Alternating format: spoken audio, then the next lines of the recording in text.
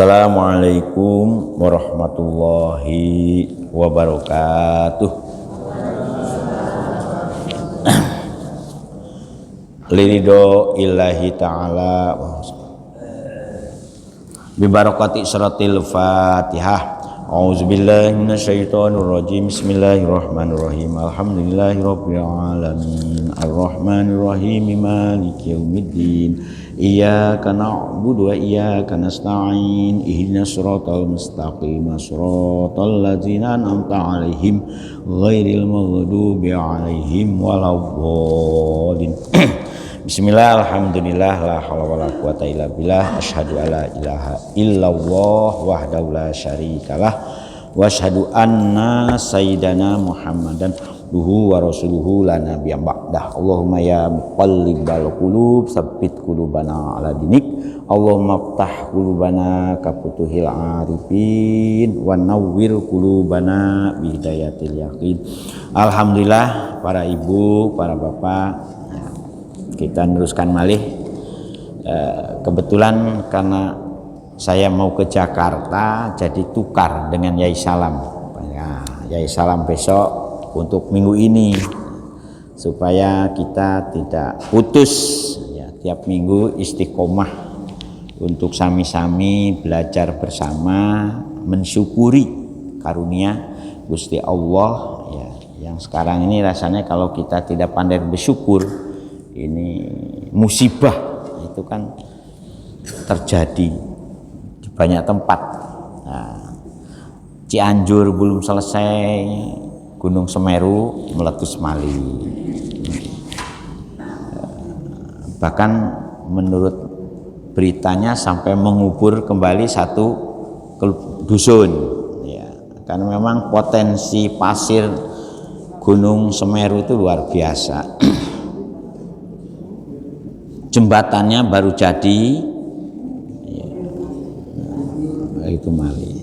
Itu kula pas tahun yang lalu itu ke sana, ya jembatannya itu nyambangi jembatan itu yang jebol sampai. Nah, 1 tahun kemudian berikutnya, ya, maunya ulang tahun peringatan 4 Desember. Tahu 4 Desember meletus lagi. Ya, mudah-mudahan aja. Ya. Karena potensi kita ini kan kategorinya wilayah yang ini, yang sabuk, ya, sabuk gunung berapi. Di dunia ini Indonesia itu paling banyak gunung berapinya.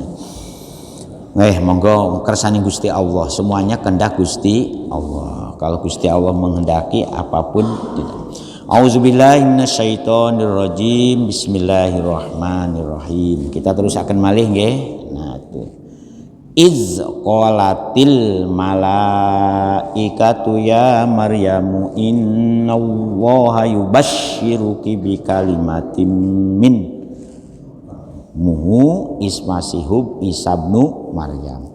Ya Maryam id qalat ay uzkur, tetap itu kepada Kanjeng Nabi Muhammad. Sebelumnya juga begitu. Ini sama-sama min ambail ghaibi. Jadi kelanjutan dari 41 42 ini. Min ambail ghaibi. Jadi semuanya kaitannya dengan Gusti Allah menginformasikan tentang keagungan masalah-masalah gaib sebagai bukti kekuasaan Gusti Allah yang bersifat dohiron wa batinan. Nah, ini juga uzkur lanuture sira panjang Nabi Muhammad izqalat tatkalane semangsane, itu tatkalane atau semangsane dawuh. Qolat ini dawuh. Kenapa kola ada qolat? Nah, ini karena fa'ilnya al malaikatu, sinten para malaikat, ai Jibrilu tegasnya malaikat. Jadi tatkala malaikat Jibril berkata nyeluk, tapi di sini berkatanya nyeluk. Ya Maryamu, wahai Siti Maryam, inna wa satune Gusti Allah iku yubashshiruki, ya ki bukan ka karena orang perempuan. Nah, kalau orang perempuan itu ki, orang laki-laki ka. Ya. Qolat karena mal fa'ilnya mu'annas maka qolat ada taknya. Nah, karena alifnya itu hamzahnya wasol, nama itu bisa disambung. Bukan idqolat al malaikatu. Nah, itu. Maka bisa disambung izqolatil malaikatu. Macamnya. Itu coro maos tulisan Arab. Jadi kalau tidak ada harokatnya tulisan Arab itu karena ada rumusnya itu bisa diwaos, ada rumusnya. Innallaha setelah ina atau anak mesti baca Allaha, nggak boleh hu. Innallaha. Nah itu seperti asyhadu alla ilaha wa asyhadu anna muhammadan, nggak boleh dibaca muhammadun. Lah itu Muhammadur Rasulullah, Muhammadar. Kalau anna Muhammadar. La ilaha illallah. Sholat juga itu Allahumma sholli ala sayyidina Muhammad wa ala ali. Nah, jadi ada rumusnya. Inna Allah satunya itu Gusti Allah iku yubasyiruki bakal maring kabar bunga ki-nya kepada sinten Ibu Maryam.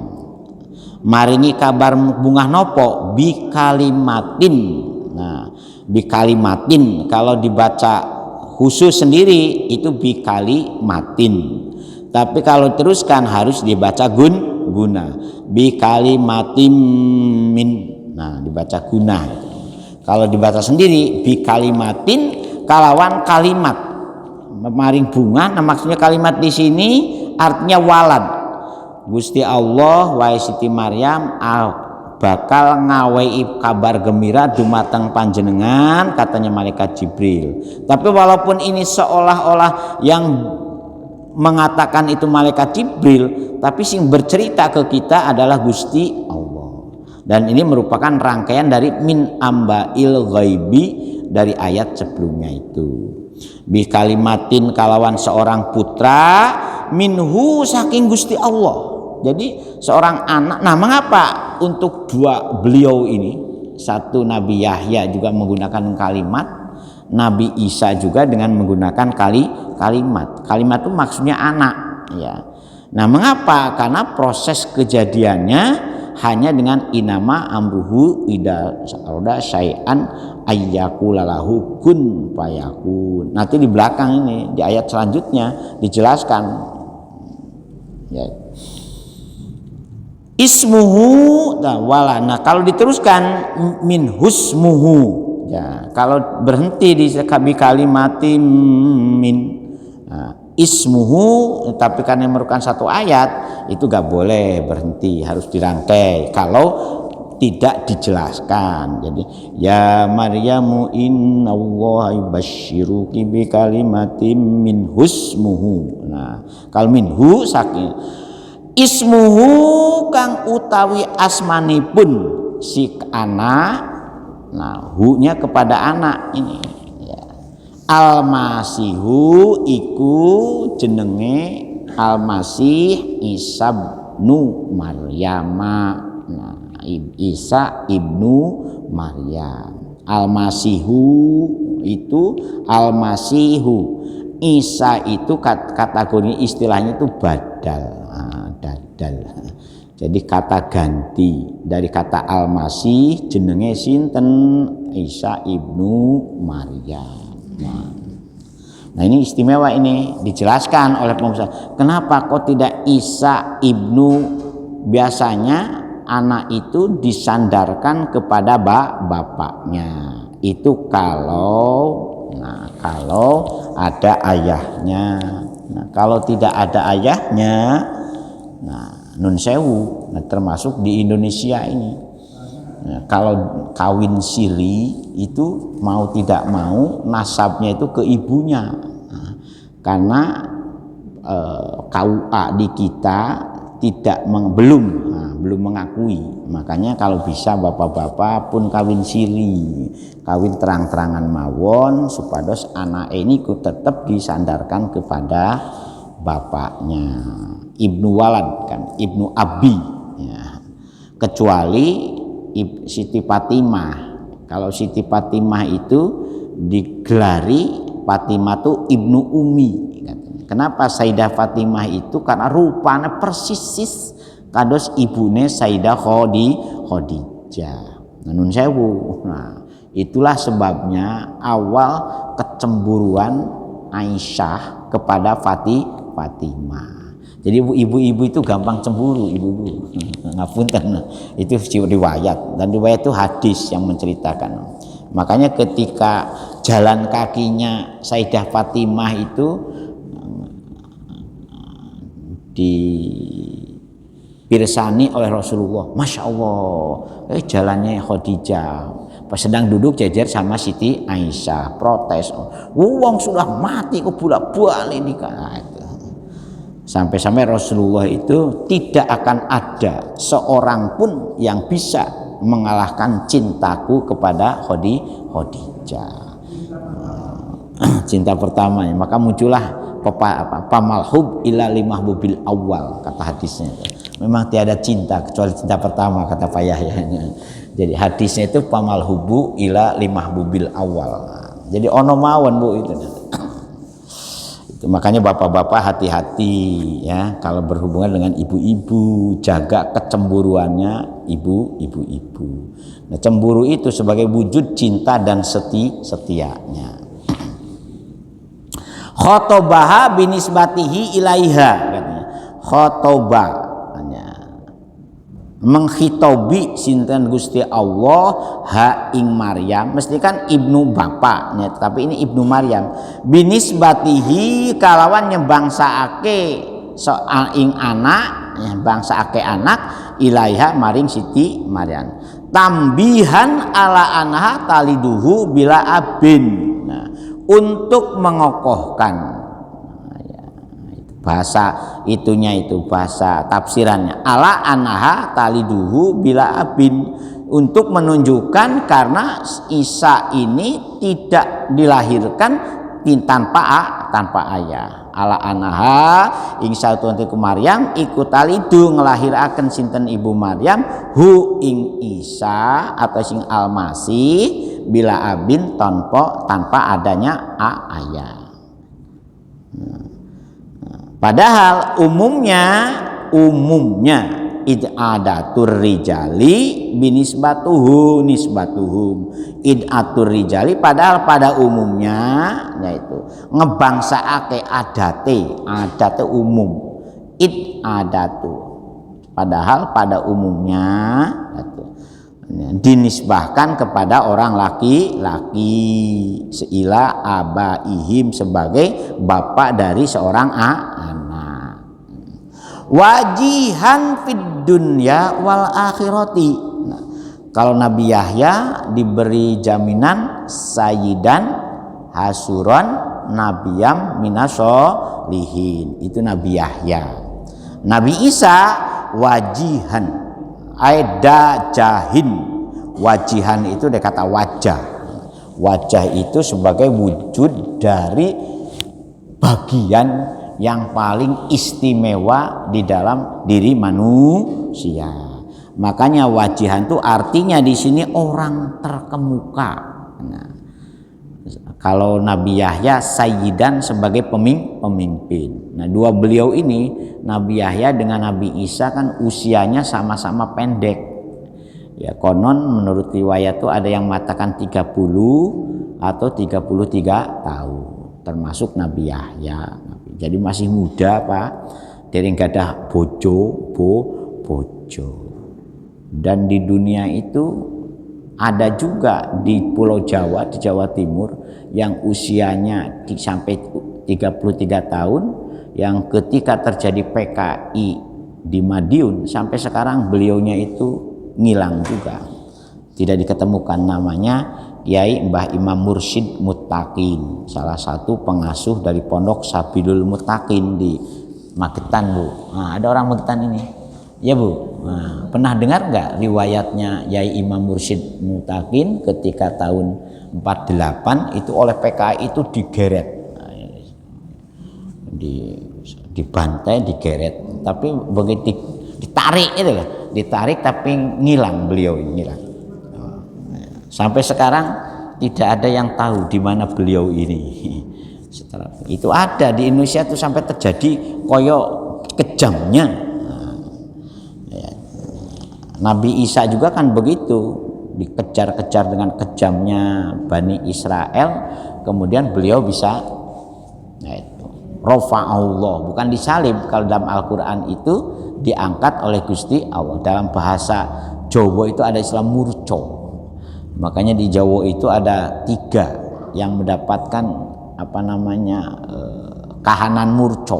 Murco PA 1 Raja Pajajaran. Ini Mbah Buyut saya, Bu, Raja Pajajaran. Jadi Raja Pajajaran itu ya salah seorangnya murco.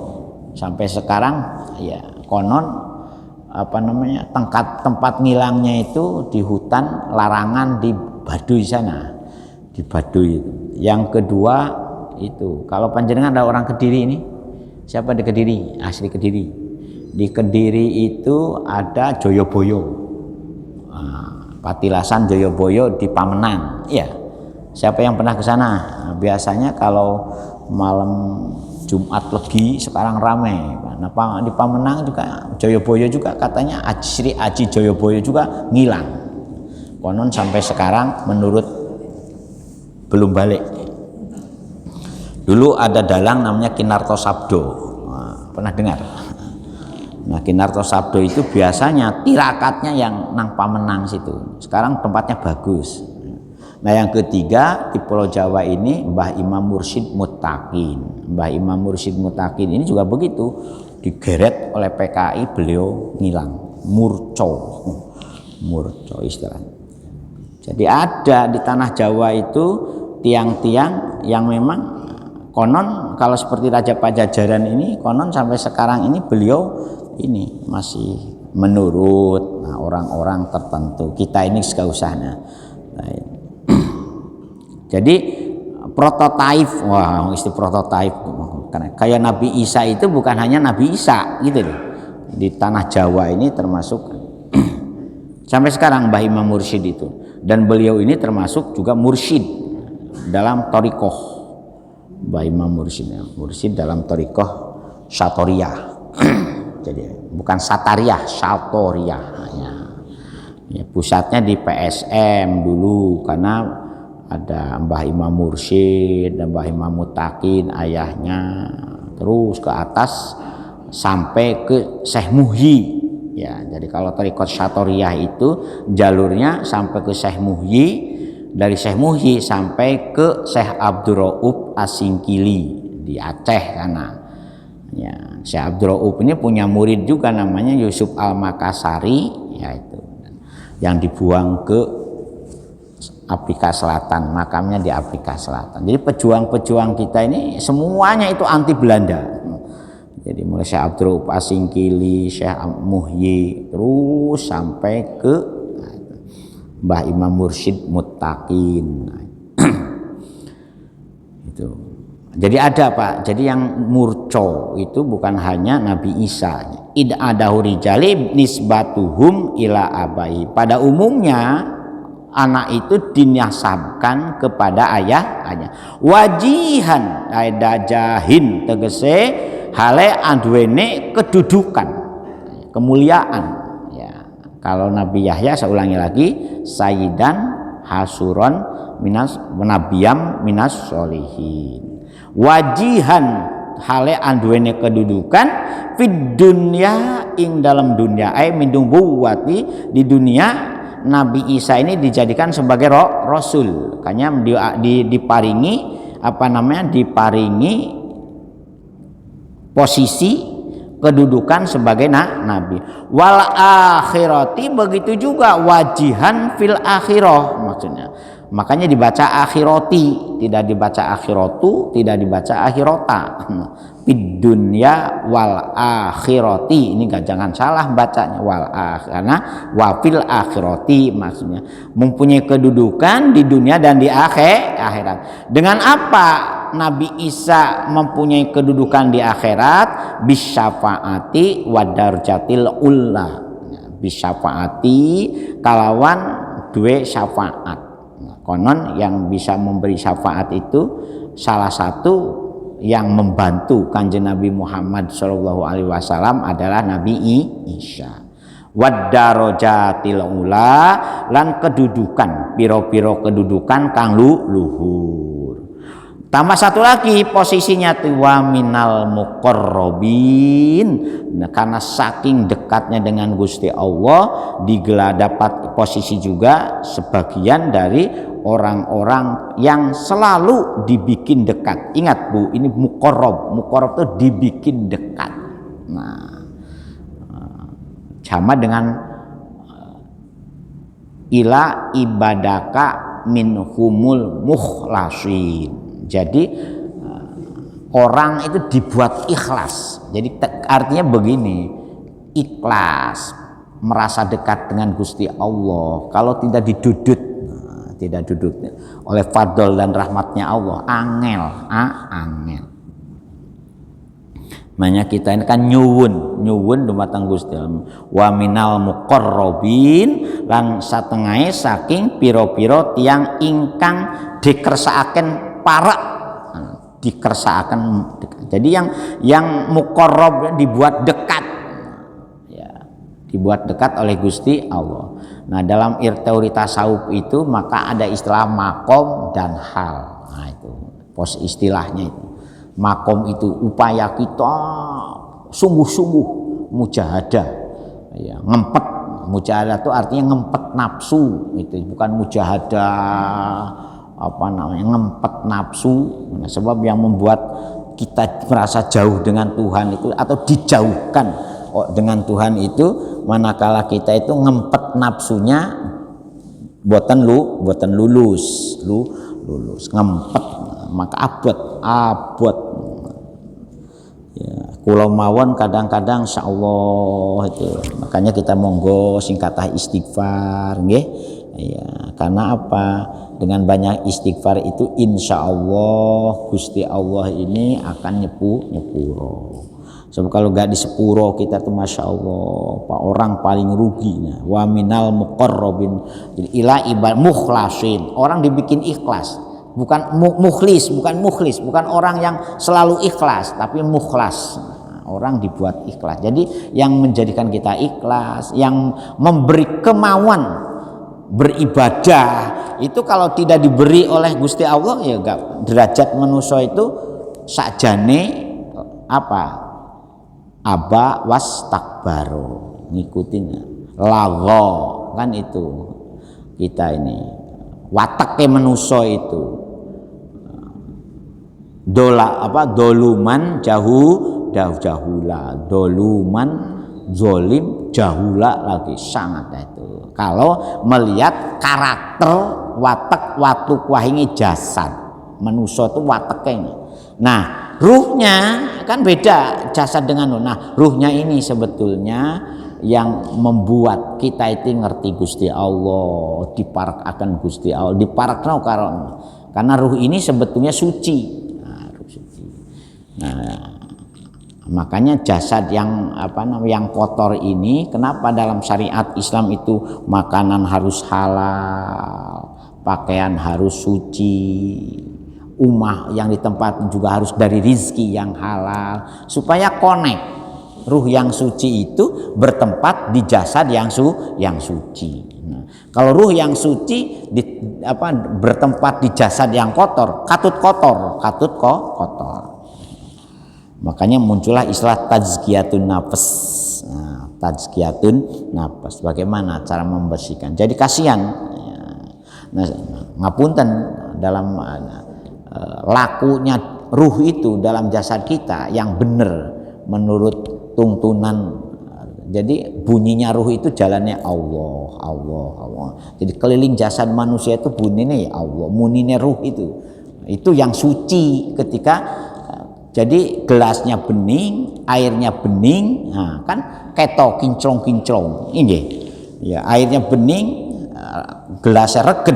Nah, reged itu kok kotor, terus reged itu kotor, ora keto, jadi burem ya itu nama. Nah, itulah jadi supaya jadi ruh itu merana, makanya tersiksa macam-macam ruh itu. Makanya kalau ada orang mati, ngapunten nggih, gentayangan maneh itu ya jangan salahkan orang matinya, kelakuannya yang tadi. Jadi merana. Kemeranaan itulah. Nah, kalau menurut teori tasawuf itu, kalau tidak jasadnya bersih, maka kemeranaan itu bisa abadi.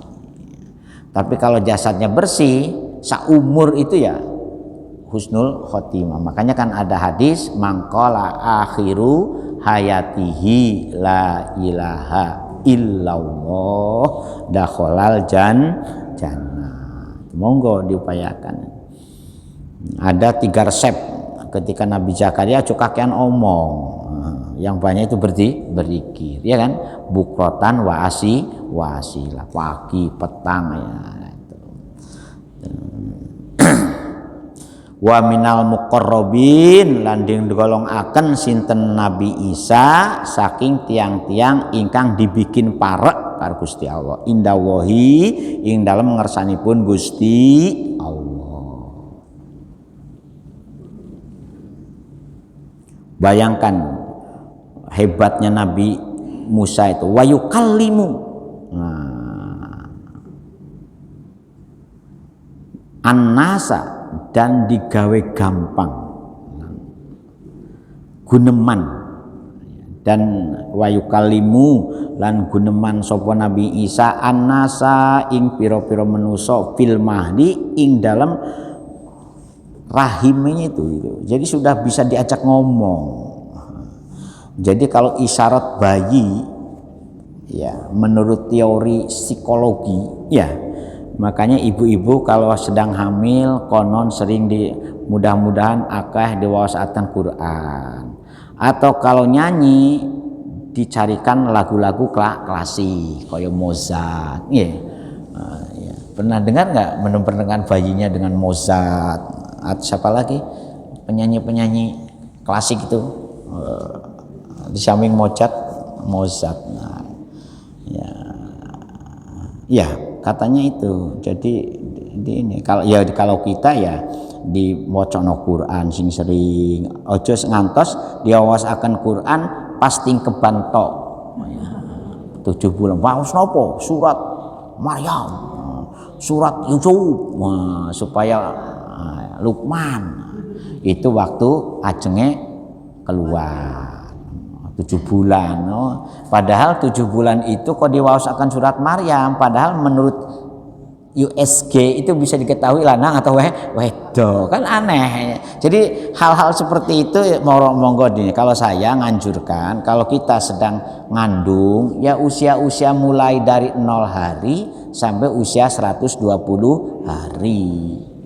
Sebab usia 120 hari ini dalam proses segala-galanya itu ya, proses pembentukan nakur yang dalam nempel di rahim ibu itu betul-betul masih ini. Kemudian setelah 120 hari kan payang fuhu fihi ruh, kemudian Gusti Allah menyiapkan ruh ya.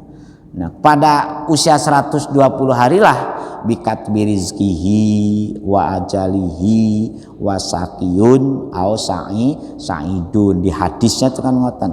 Itu hadis sudah memberitahu kita seperti itu. Ibu Hana ketika ada tanda-tanda mau hamil ya itu didoakan ya ketika masih awal-awal hamil itu. Nabi Zakaria ketika istrinya sedang ngandung ya juga waktu kecilnya itu. Wah, jadi kalau 7 bulan ini sudah mendoakan supaya keluarnya lancar. Bukan bagaimana koyo gantengnya Nabi Yusuf atau solihahnya seperti Ibu Maryam. Muskus keto moso pas di USG wedok diwaosna surat Yusuf pengen ganteng ya akhirnya jadi LGBT kan kacau. Iya kan sekarang itu monggo di ilmoni saestu. Nah itulah pentingnya ngaji itu kan di situ. Oh tahu cara sing genah kados napa nggih ngaji. Wa yukallimu lan guneman sinten Nabi Isa annasa ing menoso fil mahdi ing dalam kandungane tiflan qabla waktil kalami, ya, waktu kecil ya.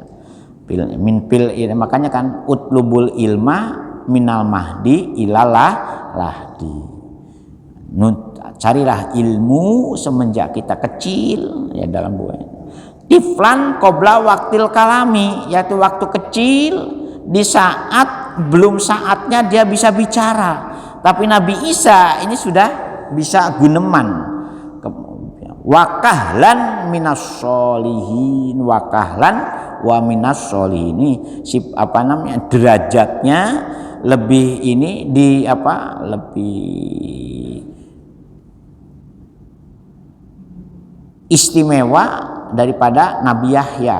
Kalau Nabi Yahya ini kan sayyidan hasuron nabiyam mina sholihin. Kalau ini wajihan fid dunya wal akhirah, bayangkan, wa minal muqarrabin wa yukaliman nasa fil mahdi wa kahla, baik waktu kecil wa kahla lan hale waktu dewasa, ditambah lagi wa minas sholihin lan bagianipun saking tiang-tiang ingkang saleh. Itu derajate Nabi Isa.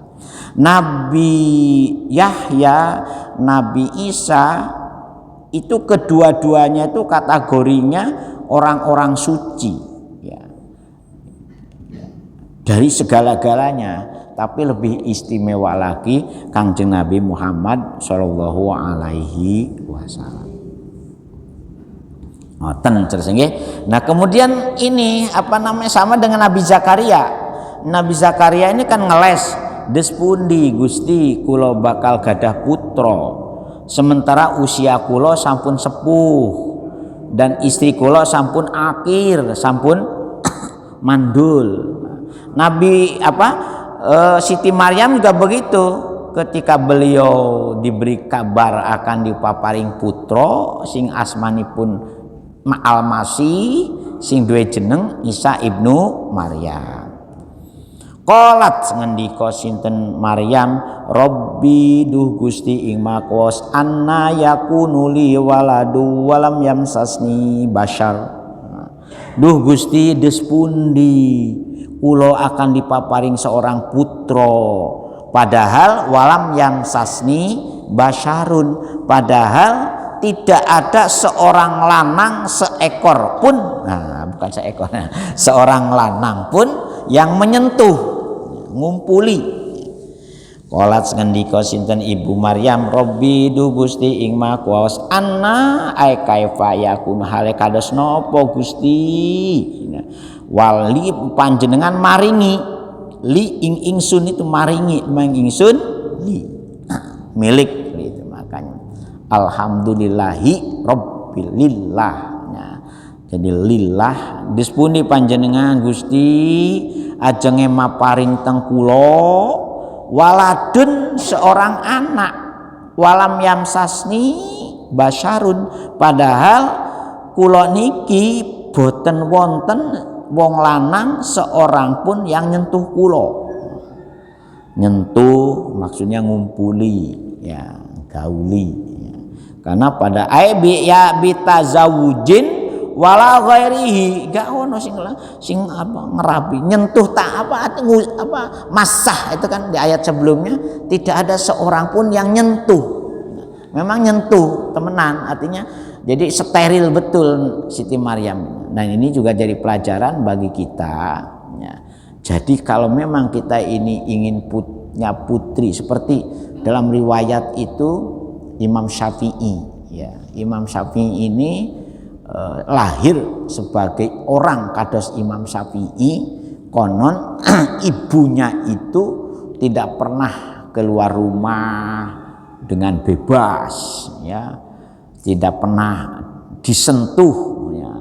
Nah, anak sekarang salaman ya, sampai bukan hanya tangannya, sak wajah-wajahnya ya, gimana ini. Kadang-kadang saya malam ahad kemarin itu nyoba naik bis ya, naik bis lagi makanya keluar kota. Dari rumah ke tempat naik bis itu jalan dijalankan. Ternyata setiap malam Ahad itu pinggir jalan itu ya Allah, sepanjang jalan protokol di Jombang itu jenenge warung-warung instan itu kan. Wah itu anak-anak muda, masya Allah, grup-grupan, grup sepeda CB yang 100 cc, grup Vespa, grup masya Allah, lanang wedo, arek nom-nom itu insya Allah, lampunya remeng-remeng lagi, astagfirullahaladzim. Sing jenenge duduke sing dulu di UIN itu ada nama Ustadz Abdul Razak, ya mungkin Bunyai masih ingat nama Ustadz Abdul Razak, Al-Amudi, ya, karena orang Arab, masih Arab. Itu kalau ada mahasiswa-mahasiswi duduknya itu agak dekat, wah, haram, langsung haram, langsung digurak. Nah saya kika ono sing gurak, gurak, betul digurak, haram, digurak. Makanya di pondok-pondok Bu, di pondok salaf itu lanang wedo itu dipisah. Santri lanang, santri wedo. Almarhum Yai Jarkasi, pendiri Gontor itu, beliau sampai dawuh, saya akan punya pondok putri kalau jarak antara pondok putra dengan pondok putri itu minimal 60 kilo parsahan, jadi 60 kilo. Makanya yang lanang di Ponorogo, sing wedo di Mantingan, Mantingan Ngawi. Nah kebetulan saya hari Jumat dari Ngawi juga Bu, dari Ngawi, jadi ya, Mantingan. Jadi ternyata manfaat juga besar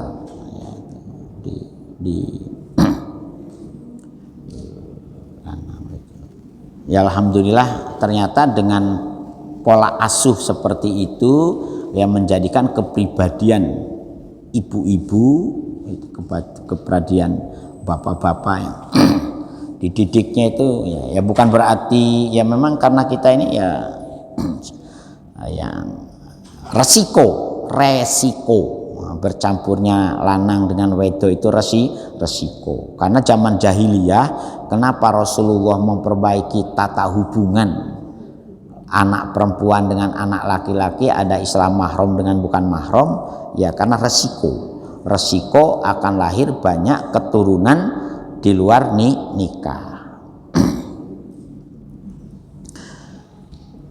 Qala ngendika sinten Gusti Allah, kazalika utawi kono mengkono ya, melahirkan seorang anak sekalipun tanpa disentuh oleh bapak, oleh seorang laki-laki, ay min khalqi waladin mingki bila abin, Ibu Maryam, hai Siti Maryam, sekalipun kamu tidak pernah disentuh oleh orang laki-laki, ya, yang pada umumnya seorang ibu atau seorang perempuan itu bisa melahirkan kalau sudah melakukan hubungan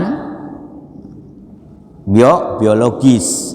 Allahu kazalika utawi mengkono penciptaan tanpa bapak, itu artinya itu kadalika itu maksudnya penciptaan anak tanpa ayah.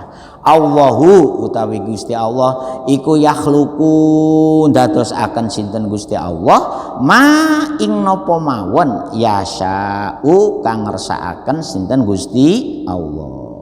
Ida qada amron fa innama yaqulu lahu kun fayakun. Nah, itu. Jadi kalau Gusti Allah itu sekarang kita sudah ditunjukkan itu oleh Gusti Allah itu merubah seseorang yang sudah sering kita dengar itu dan kita bisa lihat merubah. Bayangkan kalau panjenengan tahu ke daerah yang kena musibah Gunung Semeru itu sebelumnya itu ada yang tahun yang lalu ya, ada semacam pesta, tahu sampai berapa hari, 7 hari orang itu, rumah mewah-mewah, kemudian fasilitas ekonomi luar biasa, begitu geruduk.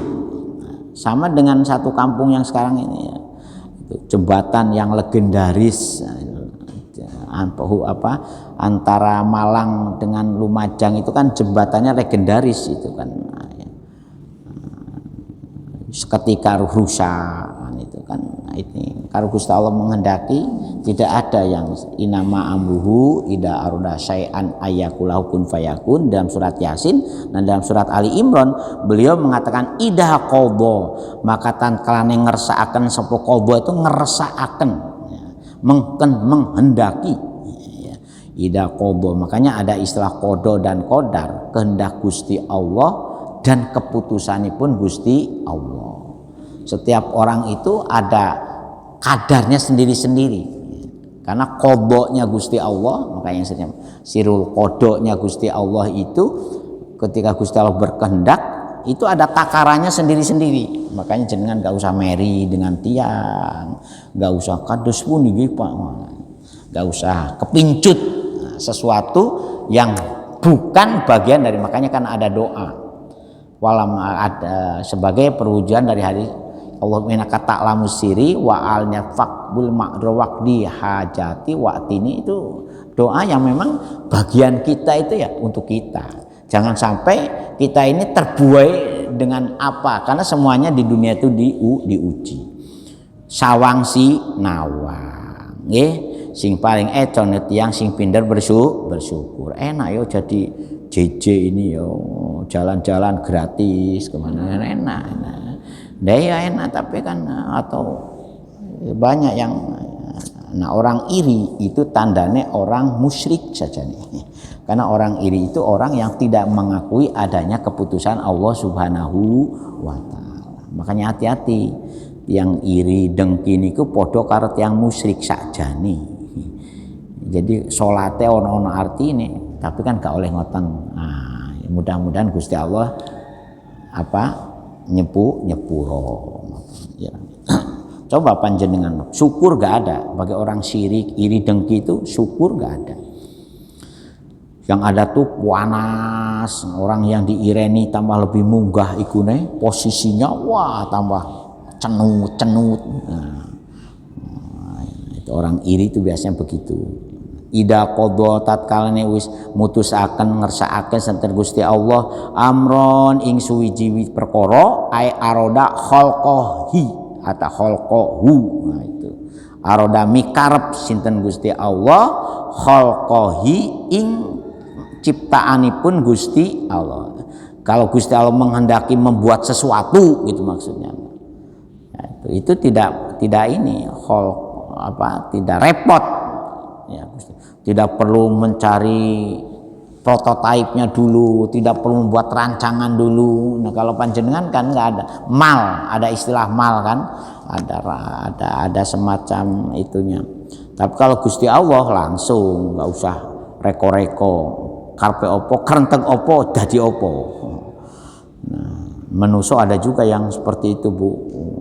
Iduh geni, wah kemudian sabdo pangandiko, fa innama mongko pastine innama tulil hasr, maka yaqulu ndawuh sinten Gusti Allah lahu maring amron, nah, maring perkara kun dadiya sira payakunu mangka dadi, maka wujud kun wujuda sira wahai amron fayakunu mongko nuli wujud apa si amron. Jadi kalau Allah menghendaki sesuatu hanya tinggal mengatakan kun fayakunu, enggak usah reko-reko. Kalau kita beda, kalau kita ini harus melalui proses beda. Kalau manusia itu harus melalui proses, makanya ada program.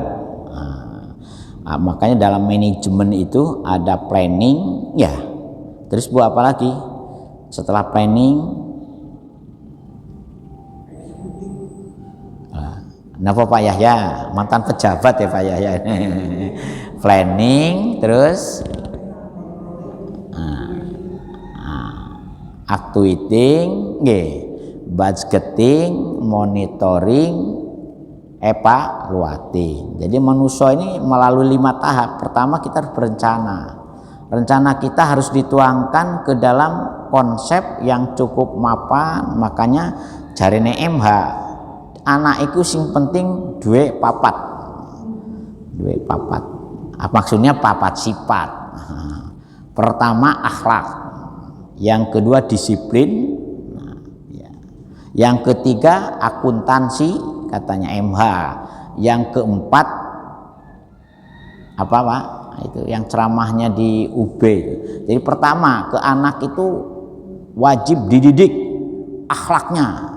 Jadi setelah akhlaknya benar, ya kemudian dididik kedisiplin. Anak itu harus disiplin sekeras-kerasnya, gak boleh anak itu dimanja.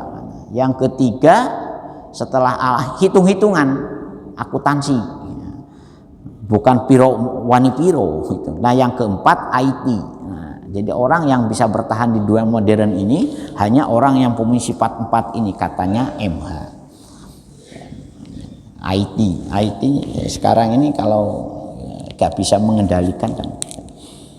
Jadi ada manajemen, kalau kitanya ada manajemen Bu. Kalau Gusti Allah manajemennya manajemen kun fayakunu. Kalau kita manajemennya by proses, by design, ya, bukan by accident. Kalau Gusti Allah ini ya by ini lakukan baik. Ada jadi ada planningnya. Oh aku 2 anak, makanya dulu ada KB, ya. Masih ada nggak KB sekarang ini? Ayo coba Ibu RW, masih ada ya? KB itu family planning, ya, bahasa Maduranya kan KB itu family planning, ya. Dalam bahasa Arabnya tandimun nasl. Nah, itu dulu pernah diperdebatkan, apakah KB itu boleh apa tidak? Banyak yang mengatakan haram, ya. Karena sama dengan membatasi punya anak, tahdidun nasl. Ada yang mengatakan bukan tahdidun nasl, tapi tandimun nasl. Karena ada 2 alasan. Pertama surat ya, nanti ayat 9, wal yakhshal ladin lalau taroku min khalfihim durriyatan di'afa khaufu wal yaqulu qaulan sadida. Itu ayat Al-Qur'an. Yang kedua ada hadisnya azal. Azal. Ngertos azal Pak?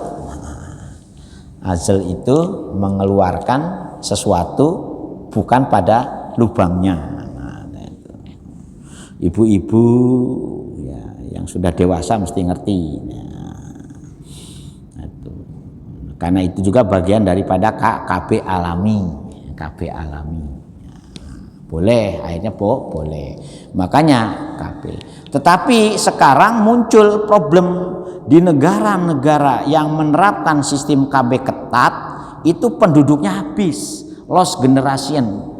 Seperti sekarang itu ada di daerah Spanyol ya, ada kota yang habis penduduknya, sampai ada iklan siapa yang mau pindah ke sana dibebaskan segala biaya apapun asalkan bawa sekeluarga.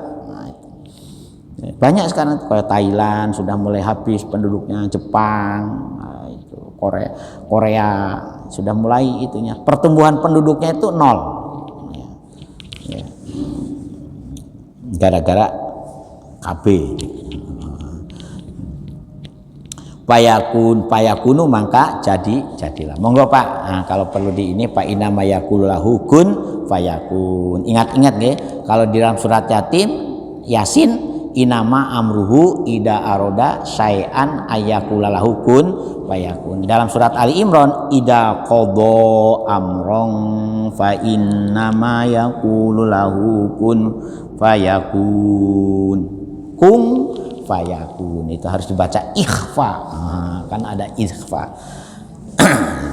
Idza qadha amran fa innama yaqulu lahu kun fayakun. Bahwa yakunu fahuwa mangka ono apa si amron. Nah itu. Monggo Pak. Ada ya.